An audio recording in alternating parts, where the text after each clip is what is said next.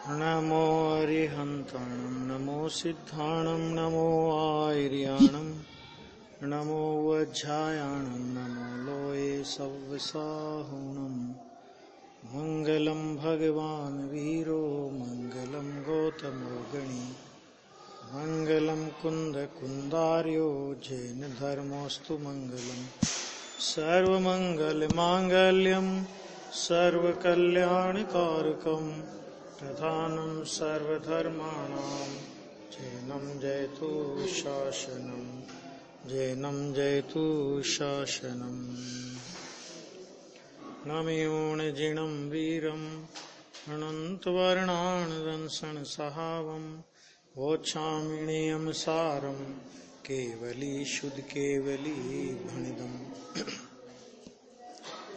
नियम सार परमागम में 11 नंबर 12 नंबर गाथा चल रही है। इस 11-12 नंबर की गाथा में ज्ञान के विभिन्न स्वरूपों की चर्चा है। उसमें स्वभाव ज्ञान और विभाव ज्ञान और स्वभाव ज्ञान के अंतर्गत कारण स्वभाव ज्ञानों और कार्य स्वभाव ज्ञान। तो कारण स्वभाव ज्ञान और कार्य स्वभाव ज्ञान की चर्चा करते हुए यहां तक अपनी चर्चा आई थी। केवल ज्ञान की चर्चा अपनी हो गई थी। कार्य स्वभाव ज्ञान कैसा है उसकी काफी विस्तार से चर्चा हुई थी। और उसके बाद आया नियम सार में कि कारण ज्ञान भी वैसा ही है। कैसा है कि कार्य ज्ञान है ना, तो कारण ज्ञान भी वैसा ही है। काहे से वैसा है कि निज परमात्मा में विद्यमान सहज दर्शन, सहज चारित्र, सहज सुख और सहज परम चित्त शक्ति रूप निज कारण समय सार के स्वरूप को युगपद जानने में समर्थ होने से वैसा ही है। मैंने केवल ज्ञान वो सकल प्रत्यक्ष है। आगे आने वाला है कि केवल ज्ञान वो सकल प्रत्यक्ष है। और जैसा केवल ज्ञान सकल प्रत्यक्ष है तो कारण ज्ञान, जिसको अपन कारण स्वभाव ज्ञान कह रहे हैं, तो वो कारण स्वभाव ज्ञान स्वरूप प्रत्यक्ष है। जैसे केवल ज्ञान में सकल प्रत्यक्ष होने से कुछ भी जानना शेष नहीं है, ठीक है ना, और उसके जानने में कोई विघ्न नहीं है।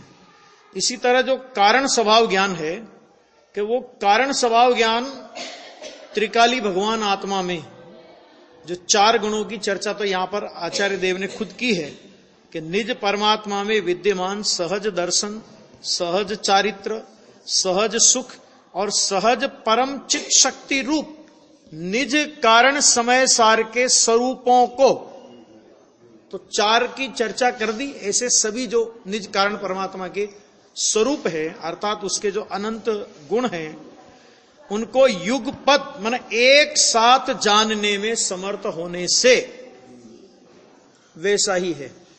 अंतर क्या है कि केवल ज्ञान में जो जानने की क्रिया है वो पर्याय रूप है और ये जो जानने का स्वभाव है ये ध्रुव रूप है। जानने वाला भी ध्रुव है और जिसे जान रहा है वो भी ध्रुव है। ये क्रिया रूप नहीं है। माने ऐसा स्वभाव सामर्थ्य है। ये पता कब पड़ा कि जब कार्य माने जब अपने को कार्य प्रकट हुआ ना, तो कार्य प्रकट हुआ तो उसके आधार से पता लगा कि ऐसा ही मेरा कारण रूप स्वभाव अंदर में विद्यमान है ना। इस प्रकार शुद्ध ज्ञान का स्वरूप का ये चर्चा आई। अब देखो इसमें जरा कारण कार्य नियम में गुरुदेव ने खुलासा थोड़ा, कारण कार्य नियम में तो थोड़ा कम खुलासा आया है, लेकिन ध्येय पूर्वक ज्ञेय में इसका ज्यादा स्पष्टीकरण आया है। पहले कारण कार्य नियम निकालो। इसमें ये पेज नंबर 284 हिंदी का कारण कार्य भाग 1।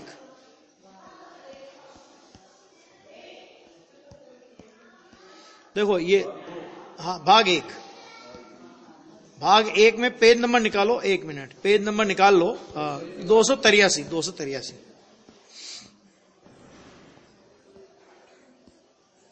देखो ये यहां पे वही ये बोल्ड अंश है ना, कारण ज्ञान भी वैसा ही है। देखो अब अंदर ज्ञान स्वभाव त्रिकाल, गुरुदेव खुलासा कर रहे हैं उसका, अंदर ज्ञान स्वभाव त्रिकाल वह भी वैसा ही है। कैसा? कि जैसा कार्य स्वभाव ज्ञान की चर्चा की और उसमें सकल प्रत्यक्ष की चर्चा की, ऐसे ही कारण स्वभाव ज्ञान वो स्वरूप प्रत्यक्ष वैसा ही। काहे से वैसा है? कहते निज परमात्मा में विद्यमान सहज दर्शन। क्या कहते हैं? देखो अब अंतर में ज्ञान स्वभाव गुण जो ध्रुव पड़ा है, अंतर में ज्ञान स्वभाव गुण जो ध्रुव पड़ा है, वह अंतर में विद्यमान सहज दर्शन, यह त्रिकाली दर्शन, त्रिकाली चारित्र, अंदर त्रिकाली वीतरागता, सहज आनंद अर्थात त्रिकाली आनंद। सहज शब्द पड़ा हुआ है ना, पर्याय रहित बताना है।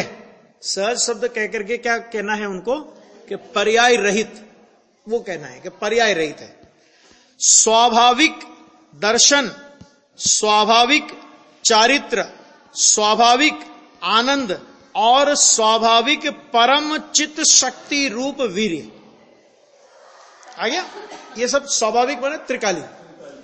ऐसा परम चित्त शक्ति रूप निज कारण समय सार के, अर्थात अपने निज कारण समय सार के स्वरूपों को युगपत जानने में समर्थ। अब ये देखो, अंतर का ज्ञान कौन सा? जो ऊपर कहा था ना उन्होंने, ऊपर कहा कि ज्ञान स्वभाव गुण जो ध्रुव पड़ा है, वो अंतर का ज्ञान, कि जो ध्रुव ज्ञान है, ये पर्याय रूप ज्ञान की बात नहीं है। अंतर का ज्ञान अपना गुण सबको जानने को समर्थ है। ठीक है? क्रिया रूप नहीं है ये, ध्रुव, जानना भी ये ध्रुव रूप है। ज्ञान स्वभाव अपनी अनंत शक्तियां हैं, ये चार के तो नाम लिए गुरुदेव बोल रहे हैं, उन प्रत्येक को जानने में समर्थ है। क्यों? क्योंकि अगर ऐसा स्वरूप प्रत्यक्ष नहीं हो, अगर त्रिकाली ज्ञान स्वरूप प्रत्यक्ष नहीं हो, तो त्रिकाली ज्ञान का अवलंबन करके प्रकट होने वाला कार्य ज्ञान सकल प्रत्यक्ष नहीं हो सकता। कारण जैसा कार्य होगा, तो कारण अगर नहीं है ऐसा, तो कार्य भी नहीं आएगा। चार गुण तो मुख्य लिए, सहज परम चित्त शक्ति रूप यहां ज्ञान लिया, उसे जानता है ज्ञान, उसे जानता है ज्ञान अपनी चित्त शक्ति को, सुख को, चारित्र और दर्शन को जानता है। वह निज कारण समय सार के, देखो निज कारण समय सार ध्रुव स्वभाव, वह निज कारण समय सार। इसके बाद लिखा टीका, देखो ना नियम सार की, भागवत शास्त्र है। ये कोई टीकाकार मुनिराज ने ये शब्द का प्रयोग किया है कि ये तो भागवत शास्त्र है। भागवत माने क्या? एक तो वो अन्य मतियों में भागवत शास्त्र होता है, तो वो भागवत नहीं, भागवत माने भगवान के द्वारा कहा गया। यह जैन का भागवत शास्त्र है। आहा, यह भागवत शास्त्र कहते हैं ना, आगे कहेंगे भागवत शास्त्र है भगवान का कहा हुआ, भगवान होने की शक्ति वाला, बताने वाला, यह भागवत शास्त्र है। इस प्रकार ज्ञान का स्वरूप का, इसमें तो इतना ही खुलासा आया। अब देखो, अब इसी बात को उन्होंने समय सार की 320 नंबर की गाथा का प्रवचन किया, 1970 का प्रवचन है, और वो ध्येय पूर्वक गेय में वो प्रवचन है किताब में। तो वो ध्येय पूर्वक गेय में वो पेज बोलता हूं मैं, उसमें वो विषय लिया है, बहुत अच्छा विषय आया है। ध्येय पूर्वक गेय गाथा नंबर 320 के प्रवचन है, 1970 के प्रवचन है, कुल 12 प्रवचन है, और 12 प्रवचन में से अंतिम प्रवचन में 12वें नंबर के प्रवचन में ये विषय गुरुदेव ने उठाया। तो 209 नंबर का पेज निकालो। देखो ये यहां पे है ना, शिविर कैंप में आत्मा की भागवत कथा चलती है। एक मुमुक्षु ने प्रश्न, एक बात करी, मिला? इसको मिलेगा ना? अभी देखो, अभी गुरुदेव श्री कि यह वस्तु है, सच्ची भागवत। देखो बात ऐसी भी चली है कि पर्याय है, परिणमन है, परंतु वह पर्याय ध्यान किसका करती है? तो कहते हैं कि ध्रुव का। ध्रुव का ध्यान क्या करे भाई? ध्यान तो पर्याय करती है, वो चर्चा वो लेकर के वो ध्रुव के प्रतिभास की चर्चा पे आएंगे कि ध्यान कौन करती है? कि ध्यान करती है पर्याय, परंतु वो पर्याय किसका ध्यान करती है? कि ध्रुव का ध्यान करती है। ध्रुव का ध्यान क्या करे? माने ध्रुव को ध्रुव का ध्यान करना नहीं होता है ना। अच्छा, क्योंकि ध्रुव में कोई क्रिया नहीं होती, और क्रिया हो तो फिर उसे ध्रुव नहीं कहते। अभी तो कोई पर्याय है ऐसा माना नहीं, ध्रुव क्या है उसका पता नहीं, उसे तो यह होता ही नहीं। पर्याय क्या, ध्रुव क्या, अभी इसका पता ही नहीं किसी को, तो उसके लिए तो कुछ है ही नहीं। पर्याय में अवस्था में ध्रुव प्रतिभासमय प्रत्यक्ष जो चीज है ऐसा ज्ञान में आया, वह चीज प्रत्यक्ष ही है। पर्याय में तो ख्याल में आया कि ध्रुव चीज प्रत्यक्ष है, लेकिन ध्रुव की अपेक्षा से देखो तो कहते हैं वो चीज प्रत्यक्ष ही है। ध्रुव कभी परोक्ष रहा ही नहीं। जो अव्यक्त बोलते हैं ना, अव्यक्त, भगवान आत्मा को अव्यक्त, वो तो प्रगट पर्याय को जब व्यक्त बोलेंगे तो प्रगट पर्याय की अपेक्षा से भगवान आत्मा को बोलेंगे अव्यक्त। लेकिन अव्यक्त का अगर वो सर्वथा अव्यक्त हो तो फिर आप अव्यक्त है आपने कैसे जाना? है नहीं आया समझ में? आ गया कि सर्वथा ही अव्यक्त हो यदि वो, तो फिर अव्यक्त है उसको जाना कैसे? माने त्रिकाल तो त्रिकाल रूप से व्यक्त है, प्रगट पर्याय में वैसा संवेदन नहीं है, इस अपेक्षा से उसको अव्यक्त बोलते हैं। नहीं तो वो त्रिकाल तो त्रिकाल रूप से व्यक्त है। समय सार की छठी गाथा में नित्य उद्योत रूप होने से क्षणिक नहीं है, ये शब्द का प्रयोग किया। एक तो नित्य है और दूसरा निषेध किया कि क्षणिक नहीं है। तो नित्य कैसा? उन्होंने कहा कि उद्योत रूप होने से। उद्योत रूप का मतलब क्या होता है? उद्योत रूप माने प्रकाशमान। उद्योत रूप का मतलब ये हुआ ना प्रकाशमान। तो देखो वह चीज प्रत्यक्ष ही है, स्वीकार नहीं किया। तो स्वीकार नहीं किया तो पर्याय में प्रत्यक्ष नहीं हुई, प्रगट पर्याय में प्रत्यक्ष नहीं हुई, लेकिन वस्तु तो प्रत्यक्ष ही है। ये परंतु इस पर्याय में प्रत्यक्ष हुई, प्रत्यक्ष वस्तु ही ऐसी है। समझ में आया? प्रकाश नाम का गुण है, एक शक्ति है प्रकाश नाम की शक्ति, उसमें स्वसंवेदन प्रकाश। संतों की कला और रीति कथन पद्धति अलौकिक है। अब यहां से फिर वो ध्रुव वाली चर्चा अब यहां से शुरू होती है। मुमुक्षु ने फिर प्रश्न किया कि ध्रुव में ध्रुव का भास हुआ ना। अब ये वो नियम सार के ट्रैक पे गाड़ी चली गई कि ध्रुव में ध्रुव का भास हुआ ना। ध्रुव भास किसमें हुआ? कि ध्रुव में। किसका हुआ? कि ध्रुव का। कि ध्रुव में ध्रुव का भास हुआ ना। तो गुरुदेव श्री उत्तर देते हैं कि ध्रुव में ध्रुव का भास हुआ, उस प्रत्यक्ष में भास हुआ, तो ध्रुव में ध्रुव का भास है ऐसा माना। क्या मतलब? ये बहुत गजब की बात कह दी। क्या कहते हैं कि ध्रुव में ध्रुव का भास हुआ। ये कब पता लगा तुझे? कि उस प्रत्यक्ष में भास हुआ। जब प्रत्यक्ष में भास हुआ तो ध्रुव में ध्रुव का भास है ऐसा माना। नहीं तो बात करता है कि ध्रुव में ध्रुव का भास, ध्रुव में ध्रुव का भास, लेकिन ध्रुव में ध्रुव का भास ऐसा माना किसने? कि जिसे प्रत्यक्ष हुआ उसने ये स्वीकार किया कि वास्तव में ध्रुव में ध्रुव का भास।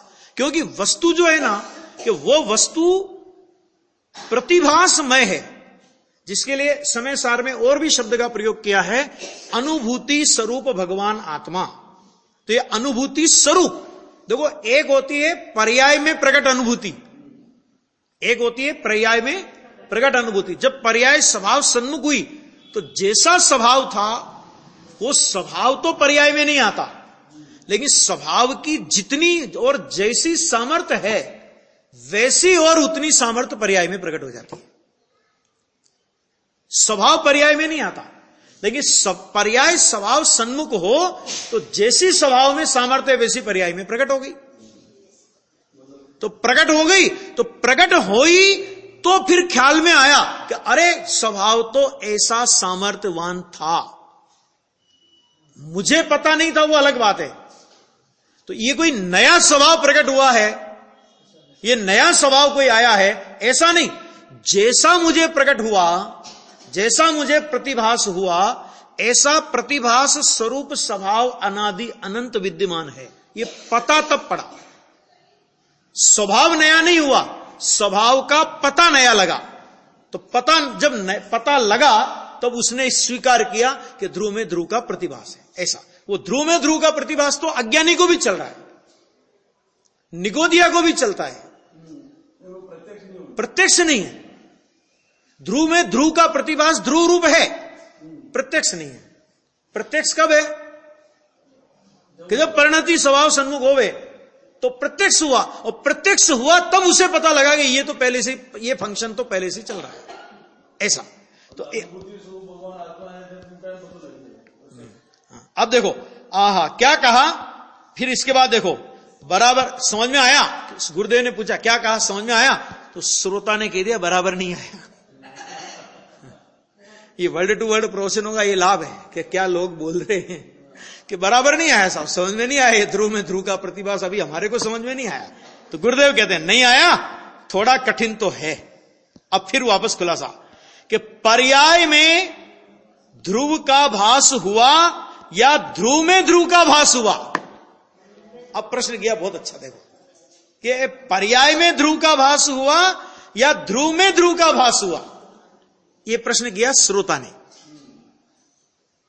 तब गुरुदेव श्री ने कहा देखो पर्याय में भास हुआ, उसकी बात यहां नहीं, उसकी यहां बात नहीं है। पर्याय में भास हुआ वो बात नहीं कर रहे हम। जब कारण स्वभाव ज्ञान की बात कर रहे हैं तो कारण स्वभाव ज्ञान में पर्याय में भास हुआ उसकी बात नहीं है। पर्याय में भास होना वो तो कार्य हो गया, वो तो पर्याय हुई ना, वो तो नया कार्य प्रकट हुआ, तो वो तो कार्य हो गया। परंतु वस्तु प्रत्यक्ष भासमय, कैसी है वस्तु कि भासमय ध्रुव चीज ऐसी है। इस समय सार की 73 नंबर की गाथा में भी आया, कर्ता कर्म करण संप्रदान अपादान अधिकरण रूप सट कारकों की प्रक्रिया से पार को प्राप्त निर्मल अनुभूति, उस अनुभूति मात्र पने के कारण मैं शुद्ध हूं। वहां अनुभूति का अर्थ त्रिकाली है, वहां अनुभूति मैंने पर्याय नहीं, ऐसा त्रिकाली स्वभाव है। और जहां ऐसा स्वीकार हुआ तो वहां शुद्धता की रचना पर्याय में होती है। स्वभाव में शुद्धता की रचना नहीं होती, स्वभाव तो शुद्ध ही है। स्वभाव में नया भास नहीं होता, स्वभाव में तो भास निरंतर चल ही रहा है। ऐसा स्वीकार हो तो पर्याय में नया नवीनता आती है, बस इतनी बात है। पर्याय करेगी, स्वीकार करेगा, करेगा जहां आया वहां पर्याय होगी। और लेकिन ऐसा ध्रुव में ऐसा फंक्शन चल रहा है, उस ऐसे ध्रुव स्वभाव का स्वीकार हो तो पर्याय में नया कार्य प्रकट होता है, इतना। देखो प्रत्यक्ष प्रतिभासमय द्रव्य है, क्या कहा? प्रत्यक्ष प्रतिभासमय द्रव्य है, ऐसा लेना है ना। प्रत्यक्ष प्रतिभासमय, अब ये प्रत्यक्ष प्रतिभासमय, प्रत्यक्ष प्रतिभास स्वरूप, अगर ऐसा द्रव्य नहीं होवे, द्रव्य का ऐसा स्वभाव नहीं होवे तो पर्याय में प्रत्यक्ष नहीं हो सकता। क्यों? क्योंकि जैसा स्वभाव होगा वैसा ही तो पर्याय में आएगा। तो स्वभाव में ऐसा है तो प्रत्यक्ष ऐसा लेना है ना। यह द्रव्य अर्थात निजात्म, निज परमात्म द्रव्य के सब विशेषण चलते हैं। अभी वो गाथा भी नियम सार की इसी 12वीं 11वीं गाथा को पढ़ेंगे। वो भगवान निज परमात्मा, देखो परमात्म द्रव्य निज परमात्मा, परमात्म द्रव्य माने निज परमात्मा, त्रिकाल परम स्वरूप भगवान, ध्रुव, नित्यानंद नाथ, कितने शब्दों का प्रयोग कर लिया। अगर गुरुदेव के प्रवचनों में से आत्मा के लिए विशेषण निकाले जाए ना, कि उन्होंने कितने कितने विशेषण आत्माओं के लिए प्रयोग किए हैं, हजारों विशेषण निकलेंगे। इतनी महिमा आत्म स्वभाव की। आ गया? तो वह कैसा है? कैसा है वह? तो कहते प्रत्यक्ष प्रतिभासमय है, वह वस्तु ऐसी है। वस्तु ऐसी है। अब वस्तु ऐसी, ये स्वीकार किसमें हुआ? वस्तु में वस्तु का स्वीकार नहीं होता, त्रिकाली में त्रिकाली का स्वीकार नहीं होता, क्योंकि त्रिकाली तो ध्रुव रूप है, नित्य तो नित्य रूप है। नित्य का निर्णय अनित्य करता है, नित्य का निर्णय नित्य नहीं करता। समझ आ गया? हाँ, ऐसा। तो आहा, फिर क्या कहते हैं? प्रतिभास है, वह बाहर में आता है ना। फिर प्रश्न किया बहुत, ये क्योंकि ऐसा विषय है, मैंने काफी गंभीर विषय है ना, तो लोगों को एकदम से वो मैंने पल्ले नहीं पड़ता था, तो बार बार प्रश्न कि प्रतिभास है, वह बाहर आता है ना, बाहर में आता है ना। तो गुरुदेव श्री उत्तर देते, बाहर में जैसे अपनी पर्याय में एक चीज प्रत्यक्ष होती है ना, अपनी पर्याय में कोई भी एक चीज प्रत्यक्ष होती है कि नहीं, जानने में आती कि नहीं, प्रत्यक्ष होती है ना, ऐसे ऐसे जैसे पर्याय में एक चीज प्रत्यक्ष होती है, ऐसे ध्रुव में वह चीज प्रत्यक्ष ही है। आता क्या है कि ध्रुव में वह चीज प्रत्यक्ष ही है। आ गया? ज्ञान प्रतिभासमय है, ज्ञान में दूसरी चीज प्रतिभास होती है, प्रति पर भासती है। समझ में आया? ज्ञान की पर्याय में तो यह ध्रुव है, वह प्रतिभासमय त्रिकाल है। वो पर्याय में प्रतिभास होती है ना, ऐसे ये ध्रुव है, वो प्रतिभासमय कहते त्रिकाल है, त्रिकाल प्रतिभासमय है। क्यों ऐसा नहीं होवे स्वरूप, तो पर्याय किसका अवलंबन करके वैसी दशा प्रकट करेगी? वैसी वस्तु होनी चाहिए ना, कारण जैसा कार्य होता है। तो अगर कारण रूप स्वभाव प्रत्यक्ष प्रतिभासमय नहीं हो, तो पर्याय रूप जो कार्य प्रकट होगा उसमें प्रत्यक्ष प्रतिभासपना नहीं आ सकता। जैसा कार्य है वैसा अंदर में कारण विद्यमान है, और जैसा अंदर में कारण विद्यमान है उस कारण का अनुसरण करे तो कार्य आता है।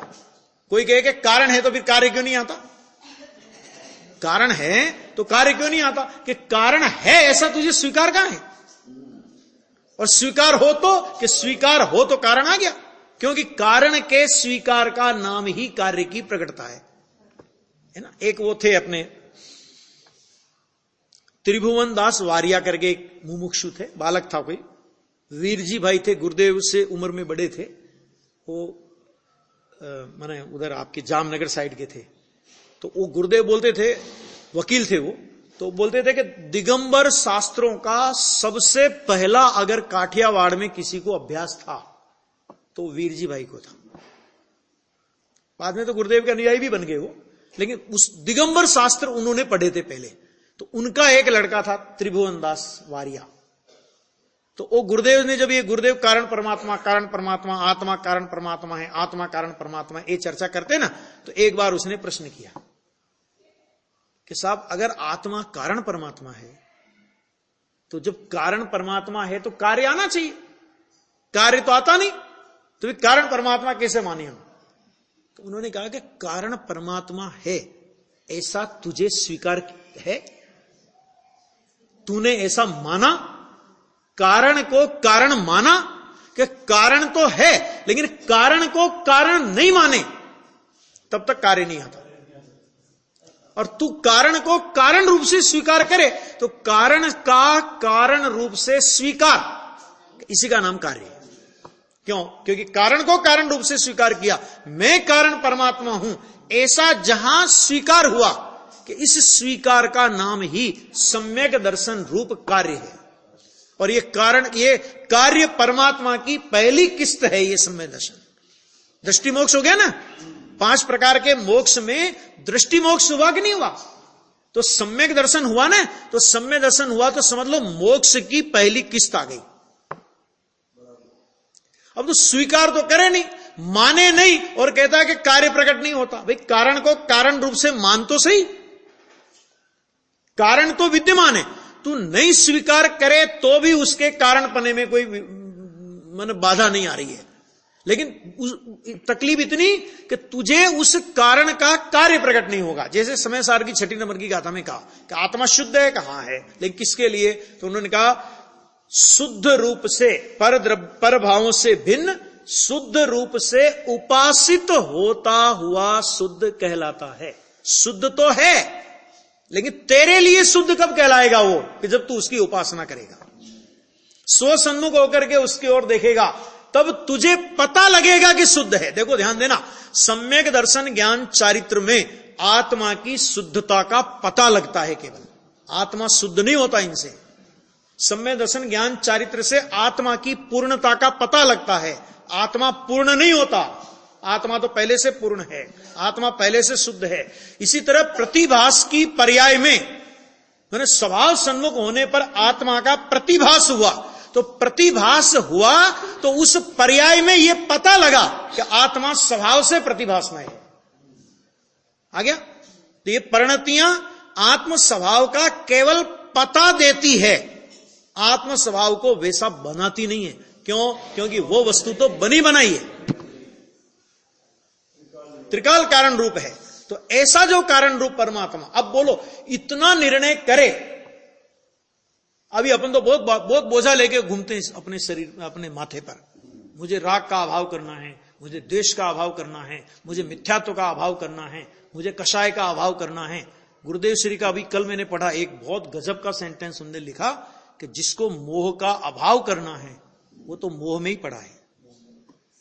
क्यों? तुझे मोह का अभाव करना है ना? अरे मोह का अभाव करना है या मेरे स्वरूप में मोह है ही नहीं, ऐसा जहां स्वीकार किया तो मोह उत्पन्न ही नहीं हुआ। अभाव क्या करना? मोह के पीछे क्यों डंडा लेके पड़ा है? राग के पीछे क्यों डंडा लेके पड़ा है? कषाय के पीछे क्यों डंडा लेके पड़ा है? अकषाय स्वभाव हूं, ऐसा स्वीकार कर। ना हम नास्ति से शुरुआत करते, ऐसा मुझे करना है, इसका अभाव करना, इसका अभाव करना, इसका अभाव करना। कहते इसका अभाव करना ये तो एक विकल्प है कि नहीं? तो वो तो क्या तू स्वीकार करना, वस्तु में है ही नहीं है। ऐसी वस्तु का जहां स्वीकार हुआ, अब बताओ अशुद्धता का मुझे अभाव करना है कि वस्तु अशुद्ध है। तो जब वस्तु अशुद्ध नहीं है, ऐसी वस्तु का स्वीकार करे तो अशुद्धता टिकती है। तो फिर तुझे कौन सी अशुद्धता का अभाव करना है? तुझे कौन से कषाय का, कौन से मिथ्यात्व का, कौन से राग द्वेष का तुझे अभाव करना है? अरे वस्तु में ये है ही नहीं। तो अस्थि से शुरू करो ना। जिस वस्तु में, जो वस्तु इनके बिना है, उस वस्तु में ये मैं, ऐसा अहम होने पर ये उत्पन्न ही नहीं होते। और इनके नाश की विधि भी यही है। कोई कहे कि मैं राग का अभाव करूंगा फिर बात आत्मा को स्वीकार करूंगा, कहते 3 काल में नहीं होगा। मैं मिथ्यात्व का अभाव करूंगा फिर आत्मा का स्वीकार करूंगा, कहते 3 काल में नहीं होगा। तू आत्मा को स्वीकार कर, आत्मा का जैसा स्वरूप अस्तित्व है, एक रूप त्रिकाल, वैसे स्वरूप अस्तित्व को स्वीकार करेगा तो उस वस्तु अस्तित्व के स्वीकार का नाम ही सम्यक्त्व की उत्पत्ति और मिथ्यात्व का नाश है। तो मिथ्यात्व के नाश का बोझा भी अपने सिर पे क्यों लेके घूमना? है ना? यहां तक बात चलती है? अब देखो कि अगर प्रतिभासमय त्रिकाल है, वो तो वस्तु ऐसी त्रिकाल है। और जहां वस्तु की, अरे ये मिथ्यात्व राग द्वेष क्यों पैदा हुए? ये कषाय क्यों पैदा हुई? ये अशुद्धता क्यों पैदा हुई? ये अपूर्णता क्यों पैदा हुई? कि तू ऐसा जो पूर्ण शुद्ध प्रतिभास में अस्तित्व है, उस अस्तित्व का वैसा स्वीकार नहीं करता। इसी का नाम तो अशुद्धता, अपूर्णता, विकार, मिथ्या दर्शन, जो नाम से कहना है कह दो। और उस अस्तित्व का स्वीकार आया तो खत्म। फिर क्या कहते हैं अपन? नहीं, ज्ञानी को भी राग तो होता है। माने हमें ज्ञानी का राग दिखता है। ज्ञानी ने स्वभाव के आश्रय से अनंत राग का अभाव कर दिया, और अवशेष राग भी ज्ञानी के लिए परगेय में चला गया। ज्ञानी का उसमें स्वामित्व नहीं, ज्ञानी उसे अपने में मानता नहीं, और हम ज्ञानी का भी राग देखते हैं। जैसे कोई आदमी, जब डॉक्टर जवाब दे दे ना कि भाई साहब अब तो दवा नहीं दुआ भी शायद काम करे कि नहीं करे, तो फिर क्या करते हैं कि डॉक्टर क्या करते हैं? वेंटिलेटर पे डाल देते हैं ना किसी आदमी को। तो उसमें डालने का मतलब क्या होता है? वो जीवेगा ऐसा थोड़ी है कुछ। क्या है वो कि दो चार घंटे तुम्हारी तसल्ली कर लो, बाकी तो उठाना ही है मुर्दा, है ना। तो इसी तरह ही ज्ञानी ने राग को वेंटिलेटर पे डाल दिया, डल गया उसका राग तो वेंटिलेटर पे, वो अंतिम सांसें गिन रहा है। अब कोई आदमी ऐसा मूर्ख हो कि जो आदमी, कई बार उदाहरण देते हैं ना कि भाई कोई आदमी मरने के पहले वो 2-3 बार हिचकी आती कि नहीं आती, तो एक हिचकी मरने की आ गई, 2 बाकी आने वाली है समझ लो, है ना, और उसके सिर पे डंडा मारे और उसे मार दे, तो कहते तू मूर्ख है। अरे वो खुद ही मरने वाला था 5 मिनट में, तो तूने डंडा मार करके हत्यारा क्यों बना तू? तो जो राग, सुनना जरा, कि जो राग स्वभाव के उग्र आश्रय से खुद ही मिटने वाला है, तो क्यों उस राग के पीछे पड़ा हुआ है? तू स्वभाव के पीछे पड़ना, स्वभाव के पीछे पड़ेगा तो राग उत्पन्न ही नहीं होगा, और राग के पीछे पड़ेगा तो राग तो है ही, और राग का अभाव करूं, विकल्प का अभाव करूं, राग का अभाव करूं, विकल्प का अभाव करूं।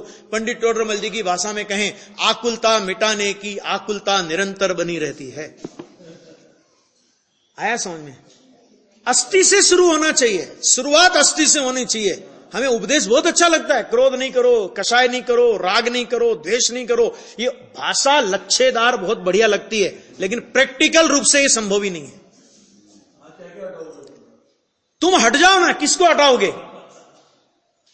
अपने में आ जाओ, अपने में आ गए, काम से खत्म बात, बस ये कह रहे हैं यहां पे। तो देखो ये कहते प्रतिभासमय, वो वस्तु कैसी है? तो क्या प्रतिभासमय त्रिकाल है। सच में अपने को अपनी ऐसी अस्थि की महिमा नहीं आती कि जिस अस्थि में आज तक अशुद्धता का प्रवेश नहीं हुआ, उस अस्थि की महिमा नहीं आती। और पर्याय की किंचित मात्र अशुद्धता देख करके अरे भैया बहुत अभी तो कषाय, बहुत मिथ्यात है, फलाना ये वो, कि एक बार अस्थि को तो देख, कितना भारी भरकम तत्व है तो, विश्व का भारी भरकम तत्व है। वह वस्तु सम्यक दृष्टि का विषय है, अर्थात सम्यक दर्शन का विषय कौन? कि ऐसी जो प्रतिभासमय वस्तु है त्रिकाल, कि वो सम्यक दर्शन का विषय है। समझ में आया?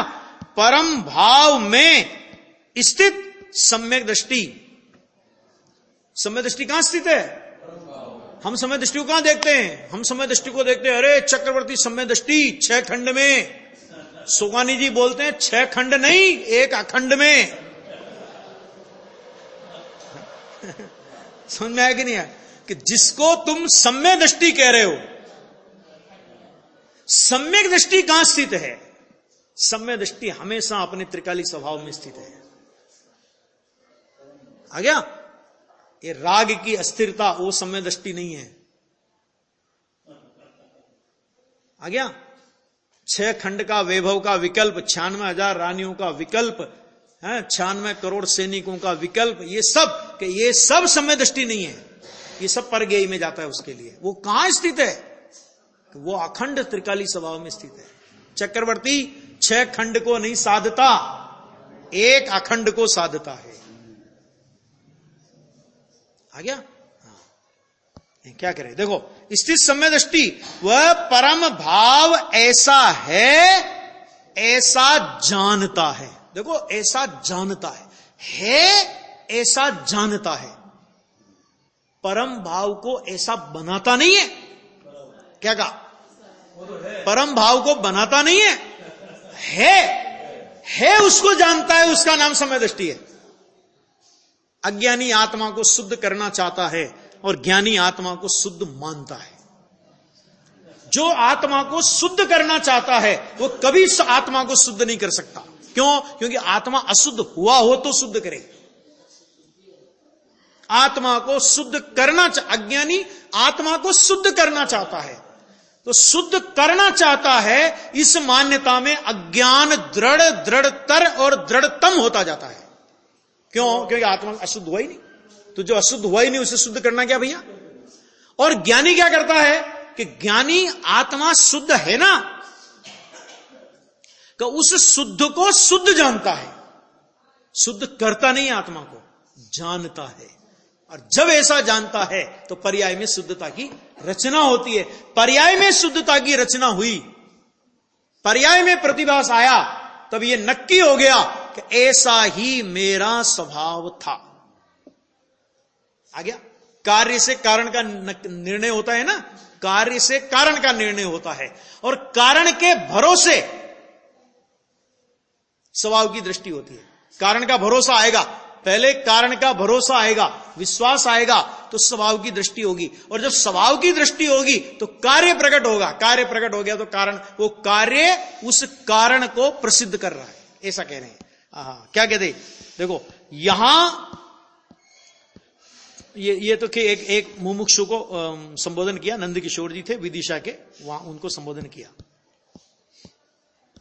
फिर देखो, फिर देखो, शहर में एक आध दिन, देखो फिर ये मुमुक्षु ने प्रश्न किया, ये नहीं चलती कि शहर में एक आध दिन जाए तो कहे ये क्या लगाई है। अगर शहर में एक आध दिन के लिए कहीं गए, गुरुदेव बोल रहे हैं भाई क्या करें, हमारी मजबूरी है कि एक आध दिन के लिए कहीं जाएं और ऐसी बात गंभीर गंभीर गंभीर करने लगे, तो लोग कहे ये क्या लगा रखी है, महाराज ने ये क्या लगाई है, ये बात कुछ अभ्यास नहीं, पामर साधारण प्राणी हमको ये कहते हैं कि तू पामर नहीं, तू तो भगवान का भगवान है। कि भाई साहब हम तो साधारण प्राणी हैं, हम तो साधारण प्राणी हैं, हम तो पामर प्राणी हैं, और ये कहते हैं कि तू पामर नहीं है, तू भगवान भी नहीं है, तू तो भगवान का भगवान है।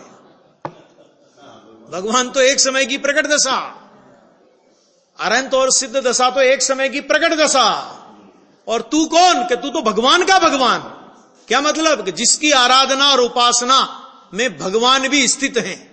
अभी नई आराधना उपासना तो नहीं करनी, आराधना उपासना की पूर्णता हो गई, लेकिन उसी स्वभाव में स्थित है, तो भगवान का भगवान।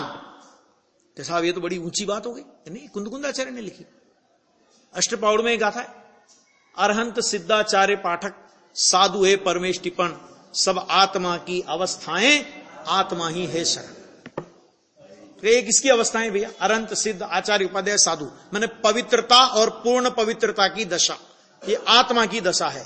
तो मैं दशाओं की शरण में क्यों जाऊं, जिसकी ये दशा है, जिसके अवलंबन से ये दशा प्रकट हुई, मैं उसकी शरण में नहीं जाऊं। आ गया, आत्मा ही है शरण, इसीलिए वहां पे कहा भगवान का भगवान है। भाई तुझे पता नहीं है भगवान का भगवान तो तू है, फिर तकलीफ क्या है कि तुझे पता नहीं है। इसका मतलब क्या, कि भगवान का भगवान भी तुझे आत्मा को बनाना नहीं है, बनाया है, पता कर ले खाली। समझ में आया? फिर देखो, अनंत सिद्ध परमात्मा और संख्यात अरिहंत। अरिहंत तो संख्यात होते हैं ना, तीर्थंकरों की तो लिमिट होती है, लेकिन अरिहंत तो बहुत हो सकते हैं। तो अनंत तो सिद्ध परमात्मा और संख्यात अरिहंत तीर्थंकर, वे तो तेरी एक ज्ञान की पर्याय में समा जाते हैं। क्यों भगवान का भगवान है? लगे किसी को करे बहुत ऊंची ऊंची बातें कर रहे जबरदस्ती ऐसी, कि भाई साहब अनंत सिद्ध परमात्मा, अनंत सिद्ध। अब एक एक सिद्ध का सोचने जाओ तो विचार कर लो, एक एक सिद्ध का बताया था ना, एक सिद्ध में कितना आनंद, और उस एक समय के आनंद के अनंतवें भाग का कितने शब्द वर्णन नहीं कर सकते, सब बताया था उस दिन सिद्ध पूजा के माध्यम से, सिद्ध चक्र के माध्यम से। तो ऐसे अनंत सिद्ध परमात्मा और संख्यात अरिहंत और तीर्थंकर, कहते हैं वे तो तेरी एक ज्ञान की पर्याय में समा जाते हैं, मतलब तेरी एक ज्ञान की पर्याय में गेय हो जाते हैं, एक समय की ज्ञान की पर्याय में। आ गया, समझ में आया? ऐसी अनंत पर्याय का पिंड, ये तो एक समय की पर्याय में इतने इतने समा जाएं, और ऐसी अनंत पर्यायों का पिंड, ध्रुव, ध्रुव माने ऐसे लो, यहां पे ऐसे लो इसको, कि अनंत पर्यायों का पिंड वो ज्ञान गुण, और ज्ञान जैसे अनंत गुणों का पिंड ध्रुव परमात्मा। अब परमात्मा की सामर्थ्य, अरे जिसकी प्रगट एक दशा की सामर्थ्य इतनी गजब की है कि जिसमें अनंत सिद्ध परमात्मा, संख्यात अरिहंत और तीर्थंकर, माने केवल ज्ञान सहित आ गए ना, वो तो अनंत सिद्ध परमात्मा माने केवल अनंत केवल ज्ञान, यानी अनंत अनंत केवल ज्ञान की पर्याय तेरे एक ज्ञान गुण की पर्याय में समा जाए, तो तेरी एक ज्ञान गुण की एक समय की पर्याय की सामर्थ्य का विचार कर। ऐसी अनंत अनंत पर्यायों का पिंड एक ज्ञान गुण, तो उस ज्ञान गुण की सामर्थ्य का विचार कर। और ऐसे ऐसे अनंत गुण, तो उन अनंत गुणों की सामर्थ्य का विचार कर। और ऐसे अनंत गुणों का पिंड में, तो अपनी सामर्थ्य का विचार कर। महिमा अपनी नहीं आती, समझ में आ गया? और भजन में लिखा ना, अपने को आप भूल के हैरान हो गया। तो अपने को आप ये हैरान क्यों हुआ? अपने को आप भूल के हैरान हो गया।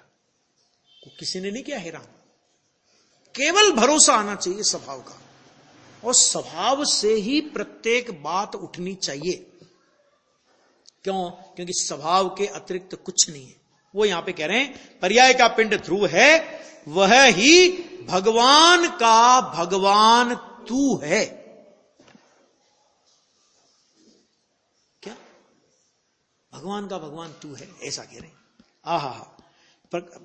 यह साहेब की व्याख्या चलती है। ये साहेब साहेब बोलते हैं लोग में कि साहेब की व्याख्या, साहेब माने भगवान आत्मा, वो साहेब है। क्या हो? फिर कहते हैं भाई साहेब तो यह है जो भगवान अंदर प्रत्यक्ष प्रतिभासमय है, वह है साहेब। दुनिया में किसको साहब? साहब कौन साहब है? अरे भगवान का भी जो साहेब हो, अरिहंत भगवान का और सिद्ध भगवान का साहेब कौन? कि उनका त्रिकाली स्वभाव है ना। तो फिर वो उस स्वभाव की महिमा तो बताओ कितनी होगी। अर्थात ज्ञान प्रत्यक्ष, यह तो नियम सार में आता है ना कि कारण समय सार को जानने वाला ज्ञान त्रिकाल उसमें पड़ा है। अब ये नियम सार पे आएगा बस। क्या कहा? किसको जानने वाला ज्ञान? कारण समय सार को। अभी कारण समय सार कैसा होगा जरा विचार करना। ये तो जब शुद्ध भाव अधिकार अपना चालू होएगा ना, तभी कारण समय सार की बहुत बहुत व्याख्या उसमें आने वाली है। तो कारण समय सार को जानने वाला ज्ञान त्रिकाल उसमें पड़ा है, वह आता है या नहीं? नियम सार में आता है कि नहीं? क्या आया? अभी चली रही अपनी चर्चा। वो कारण समय सार जो है उसे जानने का ज्ञान भी उसमें त्रिकाल पड़ा है। त्रिकाल पड़ा है। और त्रिकाल पड़ा ही नहीं है कि पड़ा तो है लेकिन 36वां आंकड़ा लेके पड़ा ना। त्रिकाल पड़ा है मतलब त्रिकाल पड़ा हुआ वो ज्ञान त्रिकाल कारण परमात्मा को त्रिकाल जान ही रहा है। ऐसा स्वीकार करे तो पर्याय में जानना प्रकट हो जाता है। ऐसा वह कारण समय सार को जानता है।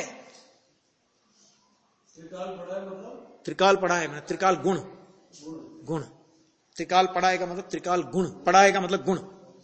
और वो गुण है ना, तो वो जो त्रिकाल पढ़ा है कि वह कारण समय सार को जानता है। यहां पे ध्रुव में ध्रुव का प्रतिभास सिद्ध करना है। ध्रुव में ध्रुव का प्रतिभास, और ऐसा जहां स्वीकार हो तो पर्याय में प्रतिभास शुरू हो जाता है।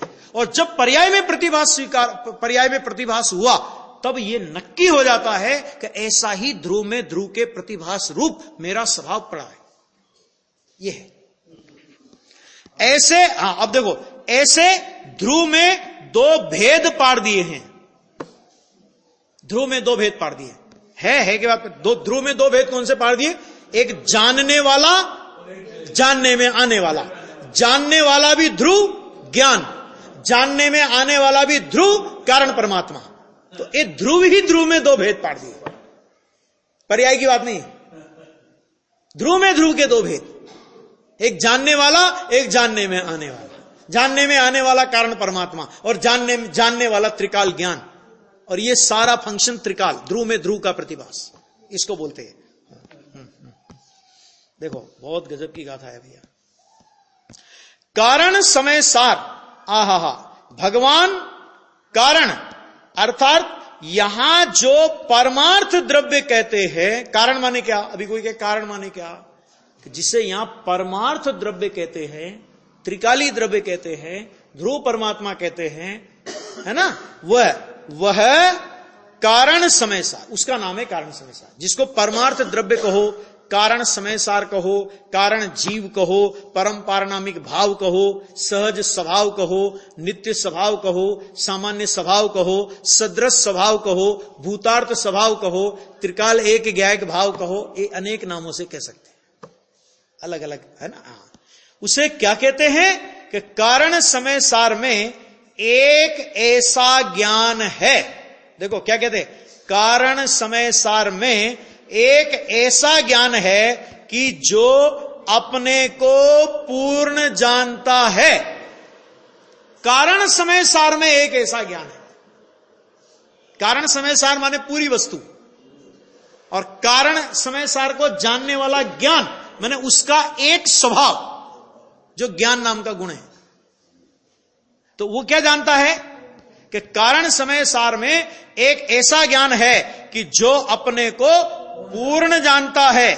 अब पूर्ण जानता है में फिर कोई पर्याय में नहीं ले जाए बात, इसलिए फिर गुरुदेव ने कहा ध्रुव।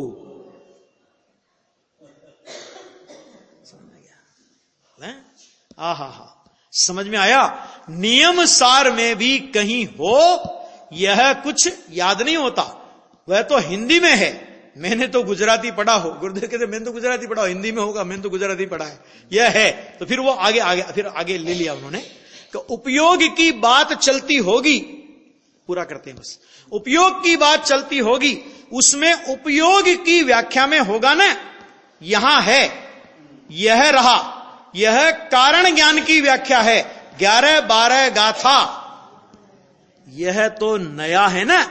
क्या कहते हैं, कारण ज्ञान, त्रिकाली ज्ञान, ध्रुव ज्ञान, कैसा कारण कैसा है, कारण ज्ञान भी वैसा ही है।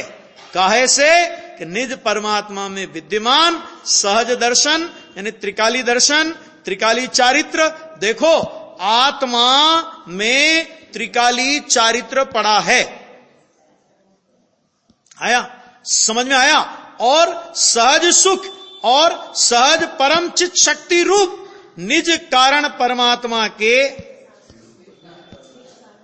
निज कारण समय सार के स्वरूपों को युगपद एक साथ जानने में समर्थ होने से वैसा ही है। क्या मतलब कि जैसा केवल ज्ञान लोकालोक को एक समय में प्रत्यक्ष जानता है, इसी तरह कारण ज्ञान मैंने त्रिकाली ज्ञान, त्रिकाली परम स्वभाव को, उसके अंदर विद्यमान स्वभावों को एक साथ जानता है ना। अभी और भी चर्चा इसमें करनी है, वो थोड़ा अपन बाद में करते हैं।